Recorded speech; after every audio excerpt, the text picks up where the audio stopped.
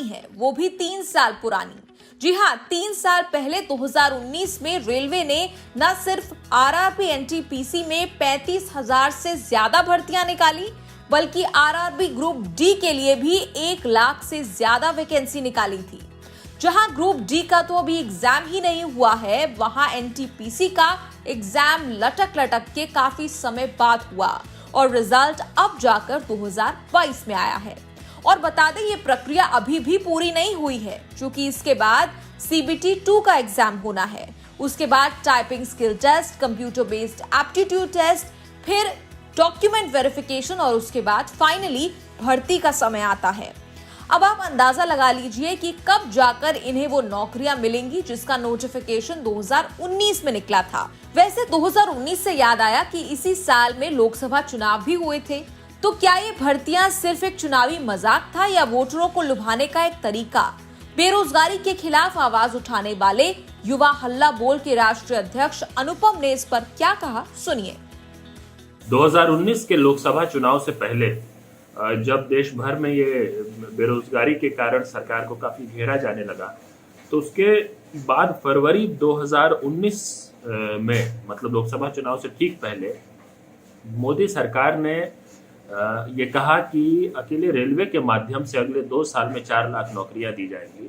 और रेल मंत्री पीयूष गोयल के ऐसा कहने के तुरंत बाद रेलवे ग्रुप डी और एनटीपीसी का विज्ञापन जारी हुआ था।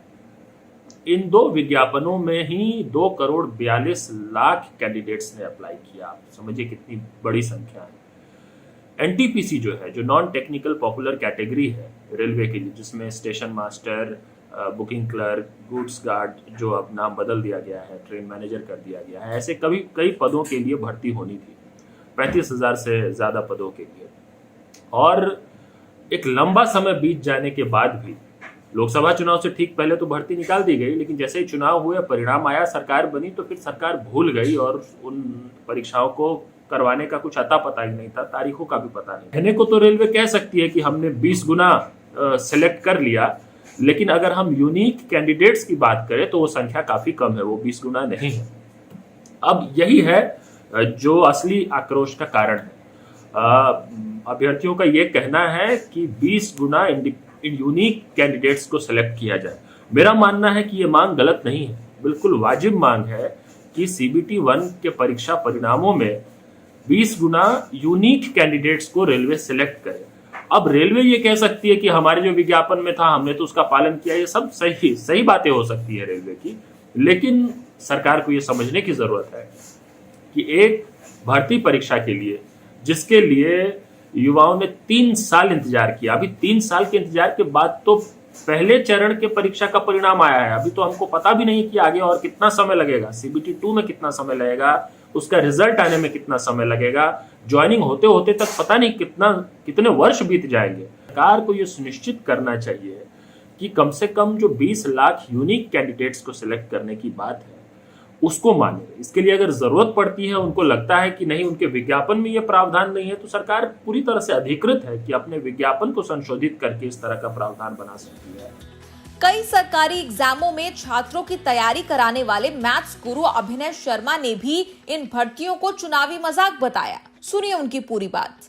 अब बात आती है, परीक्षा हुई, नोटिफिकेशन में कहा गया कि 20 गुना अभ्यर्थी को लेंगे अलग अलग लेवल पर। रेलवे के हिसाब से उन्होंने 20 गुना कैंडिडेट के नाम लिए भी हैं। ठीक है, बहुत अच्छी बात है, नोटिफिकेशन में शब्दों को उन्होंने बहुत अच्छे से मढ़ा है, लेकिन 85 नंबर लेकर भी कहीं और भी ज्यादा नंबर हैं बच्चों के। सीबीटी 1 में भी सिलेक्शन नहीं हो रहा, सीबीटी 2 में क्या ये कट ऑफ 99 रखेंगे? अगर इतनी चिंता है बच्चों की कि उन्हें कंपटीशन करने का जरिया तो दो। सीबीटी 1 सीबीटी 2 में दोनों का अपना तगड़ा कंपटीशन दे पाए बच्चा। मैं ये नहीं कह रहा कि 30 नंबर लाने वाले को सीबीटी 2 में बिठा दो। देखिए, सबसे जरूरी बात यह है कि रेलवे का ये कहना है कि सब कोचिंग संस्थानों का किया धरा है, उन्होंने अपने कोर्स बेच लिए, अब छात्र पास नहीं हुए इसलिए ऐसा कर रहे हैं। 2019 में परीक्षा होनी थी, 2 साल तक परीक्षा नहीं हुई, तब आपको किसने याद दिलाया? बच्चों ने या खुद टीचरों ने? जब कोई धांधली होती है तब कौन याद दिलाता है, बच्चे या टीचर? 2-3 साल तक रेलवे 500-500 रुपए लेके लोगों की बैठी रही, 1 साल में एग्जाम नहीं करवाया, तब ऐसा रूल भी बना देते कि जुर्माने के तौर पे 500 रुपए या 1000 रुपए हर महीने के हिसाब से लौटाएंगे। नोटिफिकेशन अपनी सहूलियत के हिसाब से इन्होंने बना लिया है कि हम जो चाहेंगे वो मान लेंगे। नोटिफिकेशन में लिखा था उसी हिसाब से काम होगा, तो सब काम नोटिफिकेशन के हिसाब से तो नहीं चल पाया। नेता लोग कह देते हैं चुनाव में इतने लाख लोगों को रोजगार देंगे, मिल गया रोजगार, 4-4 साल में भर्ती नहीं हो पा रही। मुद्दा तो ये है कि रेलवे का सबसे इंपॉर्टेंट मुद्दा है कि जब चुनाव टाइम से टाइम हो सकता है तो नेता सपने में भी कोई नहीं सोच सकता कि 10 मार्च की जगह 11 को रिजल्ट आ जाएगा। तो ऐसा क्यों है कि एग्जाम टाइम पे नहीं हो सकता? परीक्षा सालों साल लटक रही है। एनएसयूआई यानी national students union of India के राष्ट्रीय अध्यक्ष नीरज कुंदन ने भी इस मामले पर अपनी बात रखी और पूछा कि आखिर सरकार छात्रों का रोजगार, उनका हक उनसे क्यों छीन रही है। रेलवे जो है, रेलवे लाखों युवाओं को जो है रोजगार देने का काम जो है करती आई है, परंतु जब से भाजपा की सरकार आई है हर जगह से रोजगार की जब हम बात करते हैं तो युवाओं के पेट पर लात मारने का काम जो है ये सरकार करती है।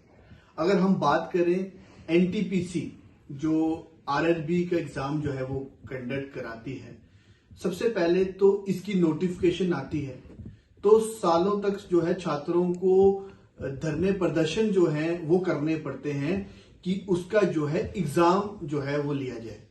पहले तो एग्जाम में देरी होती है, एग्जाम होता है तो एग्जाम के बाद फिर से छात्रों को संघर्ष करना पड़ता है कि उस एग्जाम का जो उन्होंने दिया है उसका रिजल्ट आए, और रिजल्ट आने के बाद भी छात्रों का संघर्ष जो है वो खत्म नहीं होता है। साथियों, अब ये जो सरकार है वो छात्रों के रोजगार के साथ इस तरीके से खेल रही है कि अब रिजल्ट आने के बाद एक एक छात्रों को जो है 7-7 पोस्टों के लिए, 5 से 7 पोस्टों के लिए जो है उनका इंटरव्यू लिया जा रहा है। इसका लास्ट में तात्पर्य यही निकलता है कि अंत में एक छात्र जो है एक ही नौकरी कर पाएगा। रेलवे ने इस पर अपनी सफाई भी दी है और सफाई का पूरा आधार 2019 में जारी किया गया वो नोटिफिकेशन है जिसे बार बार कोट करते हुए रेलवे बता रहा है कि भाई हमने उसमें सब कुछ पहले ही बता दिया था। रेलवे के वरिष्ठ अधिकारियों ने न्यूज तक से बातचीत में सभी आरोपों का खंडन किया था और कहा था कि ये पूरा कोचिंग इंस्टीट्यूट्स द्वारा ड्रिवन है। अब इस सबके बीच में कोई फंस रहा है तो वो है छात्र, जिनमें से कईयों ने तो अपनी प्राइवेट नौकरियां छोड़कर सरकारी जॉब की तैयारी की थी, लेकिन अंत में हाई कट ऑफ और 20 गुना ज्यादा वाले वादे ने कर दिया खेला। अब अच्छे मार्क्स लाकर भी ये छात्र जाएं भी तो कहां जाएं? सवाल कई सारे हैं, जवाब कम। भर्तियों की तरह शायद वो भी सिर्फ एक कागज का टुकड़ा है। न्यूज तक ब्यूरो।